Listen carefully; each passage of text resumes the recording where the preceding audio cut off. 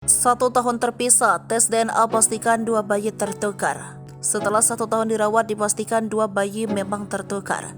Kepastian ini diperoleh setelah keluarnya hasil DNA.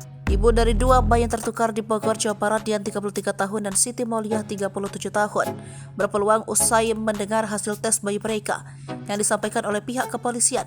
Kapolres Bogor AKBP Rio Wahyu Anggoro mengumumkan bahwa kedua bayi yang telah dirawat Dian dan Siti selama 1 tahun tersebut tertukar saat berada di rumah sakit. AKBP Rio Wahyu Anggoro mengumumkan bahwa hasil tes DNA silang terhadap kedua bayi di Bogor, Jawa Barat tersebut 99,9% tidak identik pada Jumat 25 Agustus 2023. Dengan kata lain, kedua bayi itu dipastikan tertukar dari orang tua mereka. Setahun lamanya Siti merawat bayi Dian dan begitu pula sebaliknya. Sedangkan proses pengembalian 2 bayi tertukar tersebut ke ibu masing-masing akan diserahkan dalam sebulan ke depan. Kasus bayi tertukar tersebut bermula dari kecurigaan suami istri di Kecamatan Cisek, Kabupaten Bogor, Jawa Barat, Siti Mauliah 37 tahun dan M. Tahbrani 52 tahun.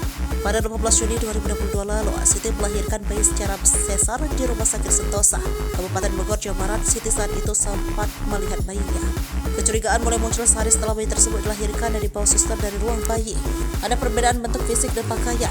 Selain itu, setelah membawa bayinya pulang, Siti mengetahui ada nama pasien lain yang tertera sebagai ibu bayi tersebut pada gelang bayinya. Namun kata Siti, ketika diminta penjelasan, pihak rumah sakit bersikap tak ramah. Setelah serangkaian pemeriksaan dilakukan polisi dan pihak rumah sakit, penyebab persoalan tertukaran bayi itu ternyata adalah kelalaian pemasangan gelang identitas. Pihak rumah sakit memasang gelang double atau 2 gelang dipasang dengan nama pasien yang sama. 2 petugas kesehatan tugaskan, sedangkan 10 lainnya diberikan peringatan.